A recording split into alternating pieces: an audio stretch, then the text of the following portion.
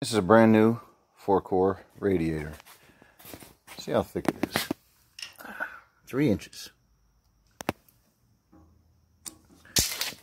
This is pure cooling fit. Look at that. From there, one side to the other.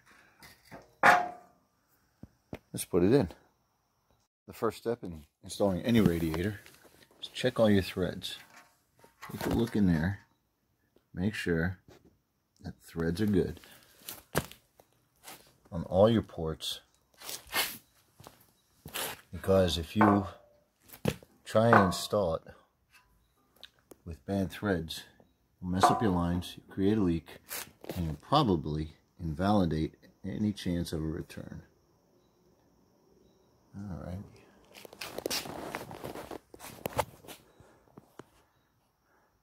Alright, let's get her opened. There she is.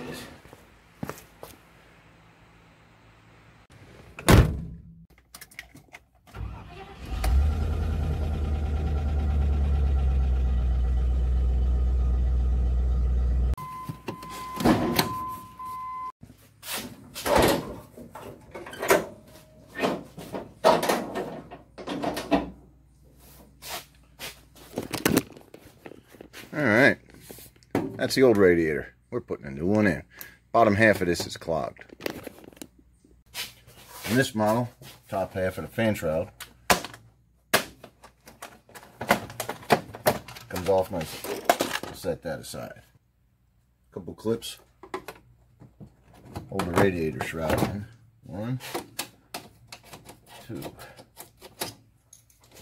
This can just be loosened and moved back towards the engine. We're going to use a magnetic dish. Keep our stuff in.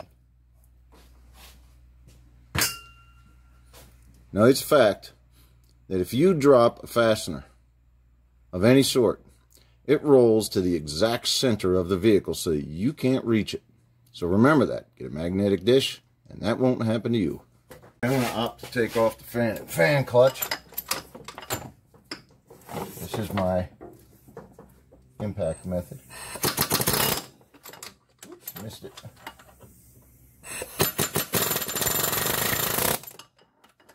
Missed it again.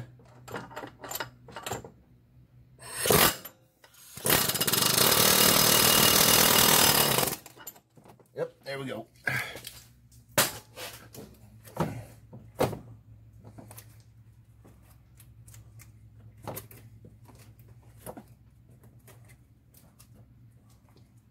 If you watch my other videos, you'll see a good explanation of what I just did with an impact and a blunted bit, so that I can pop off the fan clutch that fast.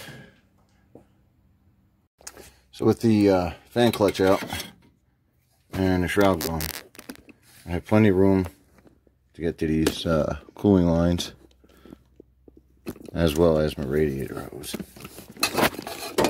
The cooling lines over here too. Whoops, kind of dark. Cooling lines over here too. These are transmission, the other side are oil. I use these to clamp off the hoses, keep most of the coolant in the truck. Okay, I'm going to use a set of vice grips. If you look, autofocus please. I've eased the edges. I've rounded them off. That way I can put it around and clamp a hose without cutting it. But normally the edge is too sharp, and if you just use any pair of vice grips, you may damage your hoses. So I've turned this one into a hose clamp because the edges are worn off. I did that quite intentionally. Let me get some focus here. Alright, camera's not being cooperative. Try this.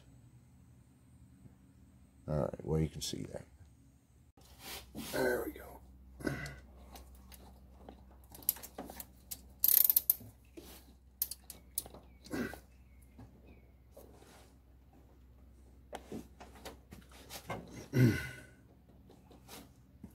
That's the only one I have to clamp off.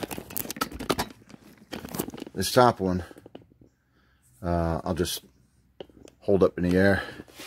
These two smaller ones, I'll just plug with a bolt. And we'll keep all of the coolant in the engine.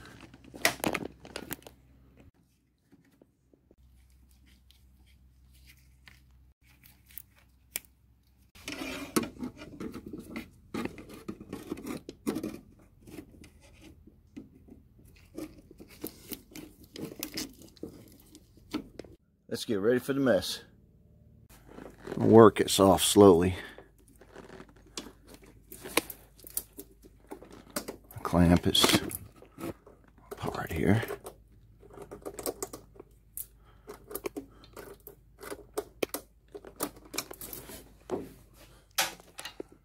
Let's work this off slowly. I couldn't get the radiator hose off by hand, so I'll sneak in a screwdriver. There we go. And I will let this sit there and drain. I'm gonna pull this cooling line off, and we're going to use 2 wrenches. It's called using a backup wrench. Take a look here. You squeeze the wrenches together. That way, no force is imparted to the line or to the radiator. Let me get this here. Just squeeze them together. There we are. And comes off nice.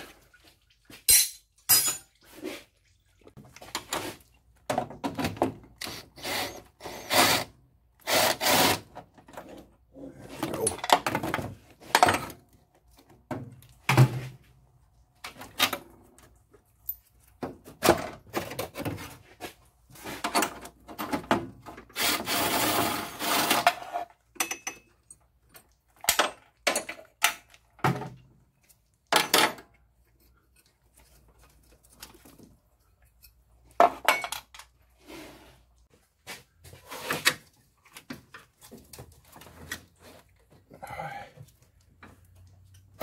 Oh boy, this thing's heavy.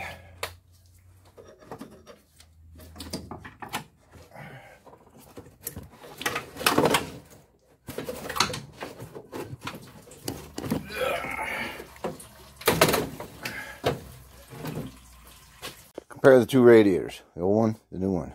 I hope that's the new one. It's a lot cleaner.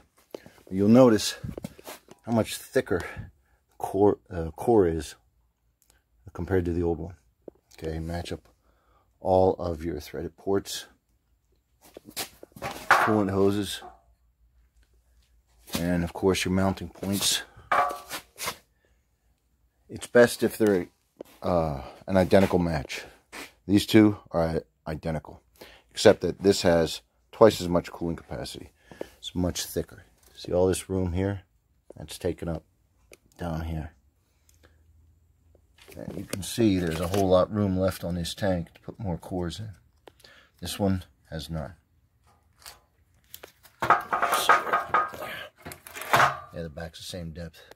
So, let's put it in. The installation easier. Get yourself some petroleum jelly.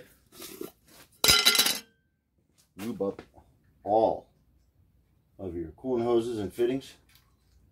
And that way everything slides together nicely. It makes this new radiator brazed on the connection. The original has a female connector in the radiator. You can see it right here. And then an additional fitting is put on, and it has a hex surface. You get a wrench on it.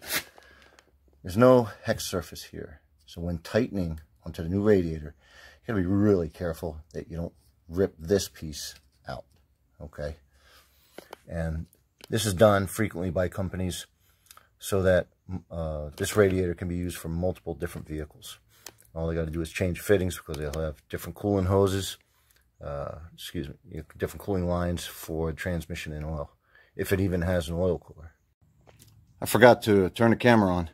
for the installation. But there's two grommets down at the bottom. And what you have to do is use a mirror to line them up. And these pins go in to those grommets. It takes a little wiggling and jiggling, but you can get it. Now, whenever you increase the size of your radiator, you have to make sure that you're not running out of room for your fan. There we go. Lots of room. And for the shroud, because the shroud is now going to be pushed back towards the engine just a little bit more, and we don't want it to interfere with the accessory drives. But I don't think that's going to happen because we had about 3 inches to work with. We've only taken up 3/4 of an inch, maybe an inch at most. Alright, so I'm going to reconnect the hoses and the lines. Now, you can't, generally speaking, test your fittings prior to putting it in. But what I'll do is I'll make sure that we have the same thread, and we have brand new O-rings, and we're going to have brand new hose clamps. Normally, if you replace your radiator, your hoses are really old and they need to go too. But in this case, these hoses are only about 200 miles old, so we're not going to replace them. So on to better things. Just want to show you how this will slide right on there because we lubricated it. Look at that. Boom, right on there. And we can release the clamp. Wiggle it a bit, center it. New hose clamp. Clamp that on in just a second. Before you put your brackets back on, that will secure this in place, connect up your cooling lines, because sometimes you need to move your radiator just a little bit. Those cooling lines can be a real pain in the neck to get on, but take your time with them. You don't want to screw them up. The cooling line will not insert into the fitting. You might say, well, that's crooked. Well, I measured the diameter of the hole and the diameter of the tube, and they're different. Different enough it ain't going in. That's on all 4. So this radiator, although listed for my truck, is not. Alright, so this is really upsetting. Now this is the OE fitting that come out of the radiator. And this is the new radiator. This is a fitting on the new radiator. Now, inside is the same shape as here. It's a hole with a shoulder. But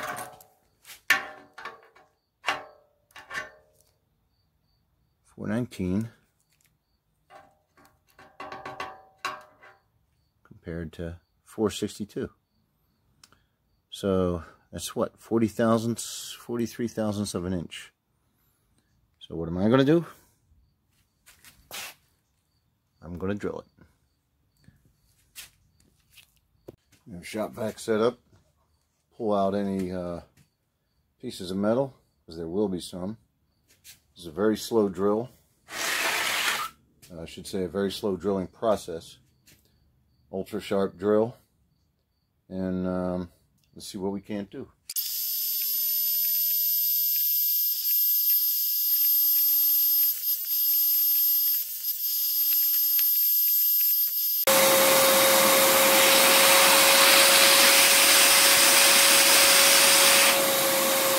Here's where the video deviates from the do-it-yourselfer.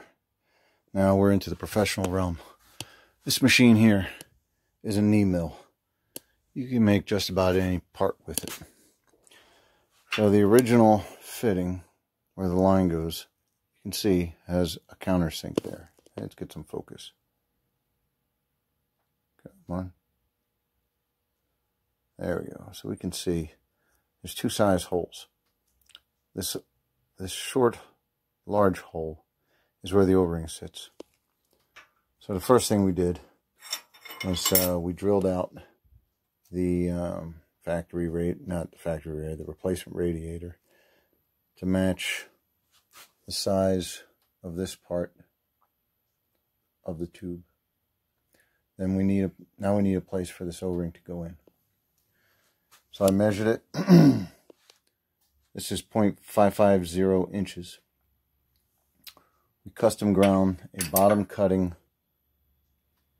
end mill to 0.550 inches. I'll put it into the knee mill here, and we will plunge it into the radiator fitting, 0.550 inches. And we'll be using a caliper to verify. And there are various things on this machine, for instance, graduated scale here, and graduated scale here. This is accurate. This machine is accurate down to 1/2 a thousandth of an inch, or in other words, 5 10,000ths. So don't do this at home, because you won't have a good time. If you could mount it onto a drill press,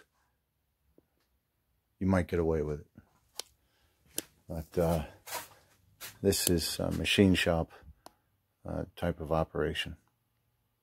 So we raised the table up a bit, and we have to determine how much throw we have. Come down. We'll call that our 0. Let me just lock it down there. Look at how much distance we have for that quill to travel. This crude way of measuring it, but I think you could see we're running at about right at about 1/4 of an inch. I don't know if the camera's got the same angle. 1/4 inch isn't bad, because when we measure the depth, we're looking at 142,000. Okay. That's a rounded bottom, so let's measure it twice. See what we get. 140. So we'll plunge 140 thousandths. And lock it down here. So it stays right there. That's going to be our 0. And we can 0 out our scale right here. Oops, wrong way. There she is. Now this scale here reads actual. Okay, on a lathe, it doesn't read actual. This is a mill. So all these dials, they read actual thousandths. So when I crank this, I'm going to be coming up on this scale 140 thousandths. I'll do it very slowly because it's aluminum. And what I'll do too is I'm going to hook up compressed air here so it blows shards out or chips out, and I'll hook up my shop vac to suck them out as they come out, because we don't want any foreign material inside these cooling lines. It'll either trash your motor, your transmission, or if you're lazy and you leave chips in both, then you'll trash both. We don't want to do that. Here's the air line, little piece of rubber line, metal tubing, some professional duct tape, and here is the valve.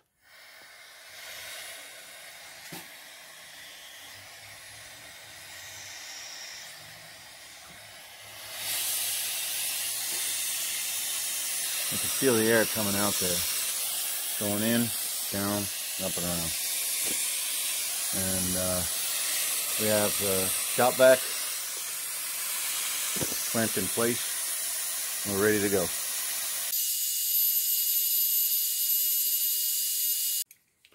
Alright, so let's measure our depth.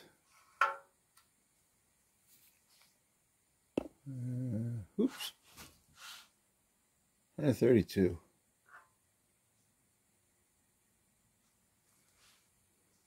I measured the other fittings, and they all vary between 130 and 140.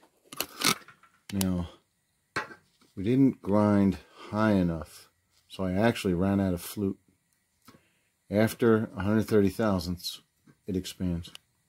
So we're actually limited to 130 thousandths. We didn't realize that when we made the tool. However, this is going to work because it is within spec. And we take our spare line, which I know everyone has one in the shop, and we put it on there. Oh, that's beautiful. And when that is tightened down, that O-ring that you can see will push down in and seal.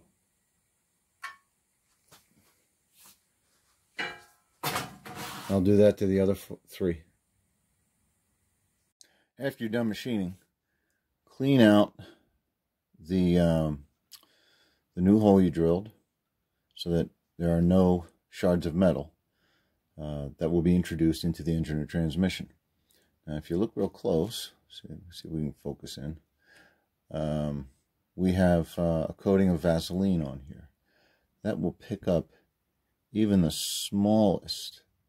And notice I am rolling the Q-tip as I go around. I'll go in there with a dry side, and I'm going to roll the tip in an opposite direction. And you can probably see right there I picked up a few little pieces. See those? See if I can get it to reflect the light. But do that for all four. And that'll be the first step in detailed cleaning. Alright, we're going to introduce a little bit of cleaner into the cooler itself.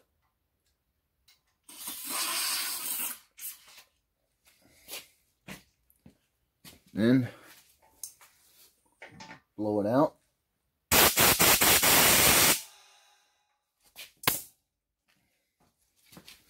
Introduce a little more.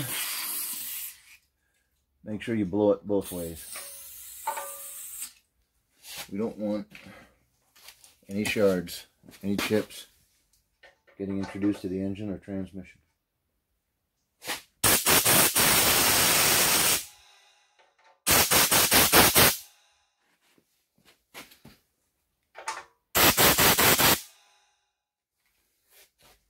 We'll do that for both sides. Installing a brand new O-ring on each line. And because I custom bored the radiator, I measured the diameter of the tube, diameter of the hole that it's going into, and I have both a metric and SAE, and I matched the size closest, and it happened to be, in this application, number 12. So we'll put 4 new O-rings on, and we'll put it together. Well, sometimes the saga never ends. So here is the pin on which my bracket mounts. Nice old bracket. And this keeps your radiator in place.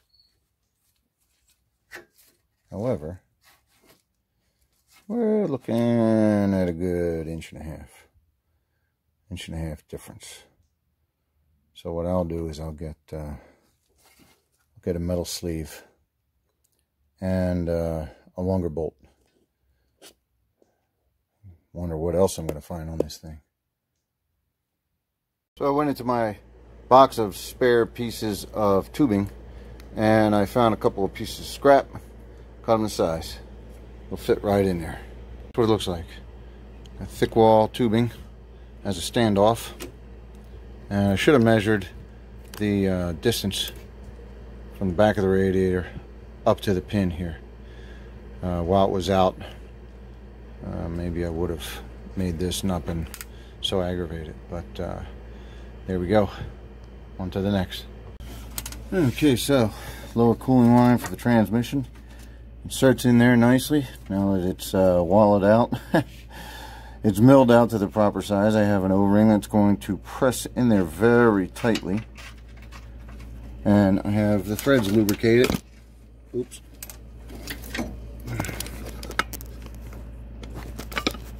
What's that cartoon character say? Oopsie doopsie. There we go.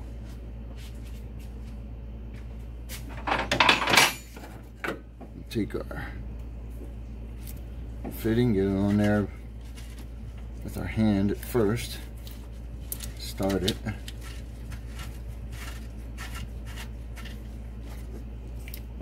And we can position the cooling line. Nice and snug. Not real tight. We don't want to reef on it. Want to make sure, oop, that's going to jiggle loose, so we want it a little tighter. There we go. Jiggle it again. Make sure it's not going to go anywhere. There we go. Okay.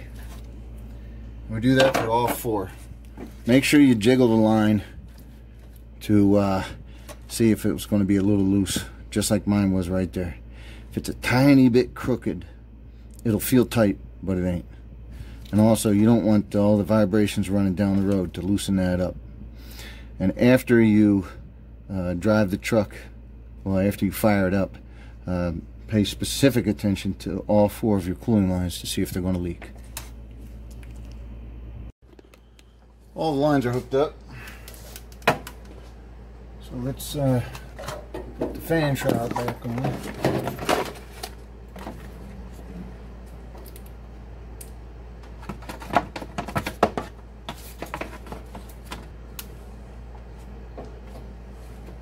Secure down the bottom, secure up top, clears all the hoses. Got a fan clutch on, and fan. Here's a good angle for the camera, that is. I'm going to line this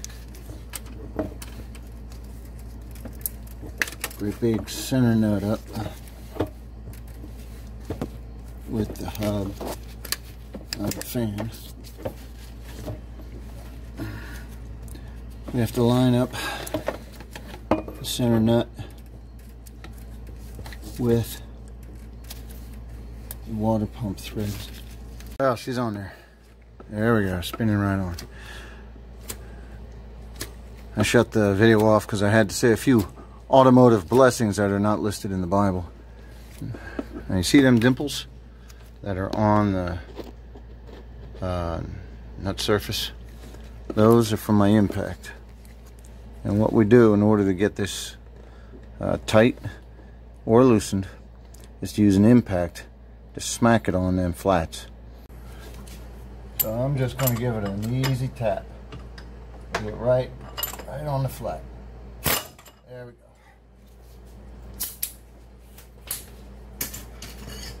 The rotation of the motor will keep this tight.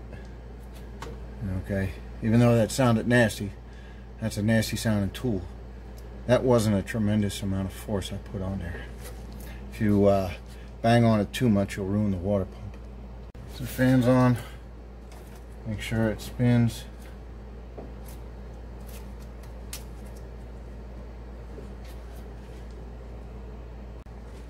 Alrighty.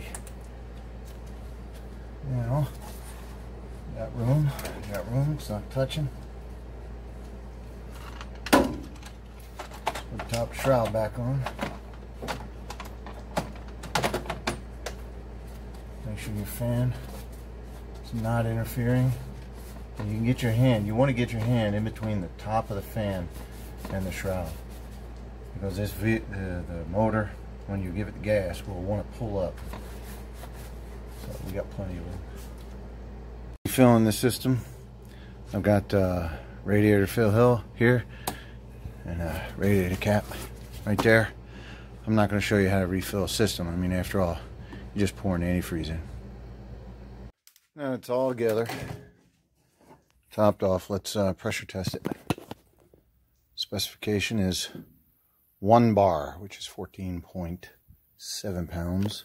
So we'll put it at 15. That's a real focused picture, isn't it? You get the idea. There we are. Put it on there and check everything for leaks. Absolutely everything. And you may hear something leaking. I can hear something leaking. I'll investigate that. Find out what it is. Oh, my finger underneath the heater hose comes out wet. That kind of leak is really dangerous because it's not enough to show up on a short-term test, and as it starts to leak, it will evaporate and won't give you any sign. And then, of course, you'll run low on antifreeze. So we'll fix that up and anything else that we find. Let's take a look at them lines. No leaks.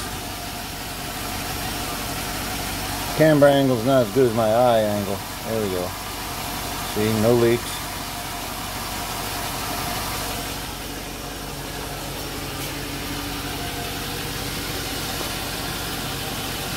That's good.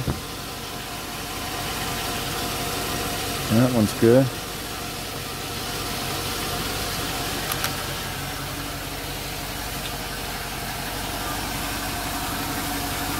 Not bad running for an old truck.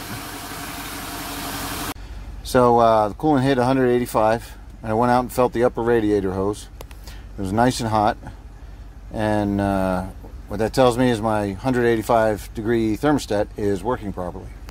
I also have a gauge here, because these old Land Rover Discoveries have this thing over in the corner here. It's useless. They claim it's a temperature gauge, but it's not. It's an "oh god, you better shut down your engine" gauge. But this is just a cheap app, and I have a little Bluetooth adapter on it right there. It's an old tablet. I can dedicate this if I want a digital dash. But let's go take a look under the hood. All right, under the hood of a vehicle, the fluid in this one, the coolant's going to come in here to this tank. That's too hot to touch. So what you want to check, when you come to the other side, feel it. It should also be hot. That means you're getting flow. If you're airbound, so let's say there was a big pocket of air here, this might be hot, but this wouldn't be. Whew. Can't use a laser thermometer on silver. Ouch. Don't touch that. It's hot. So don't use a laser thermometer. It's not going to tell you the proper temperature. But you can check to see if it's real hot there, real hot there. That means not only is your coolant coming in here from your engine, but it's flowing across and back to the engine.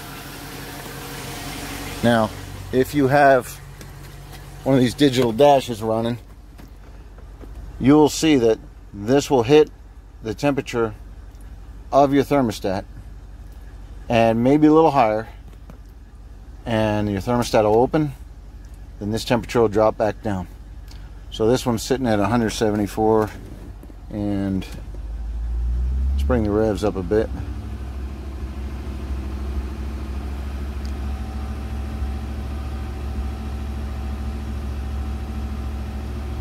If this was airbound and we didn't have circulation to the radiator, with just a small increase in engine speed like I just did, up to 1600, 1700, we would see this temperature spike because it needs to get the coolant to the radiator.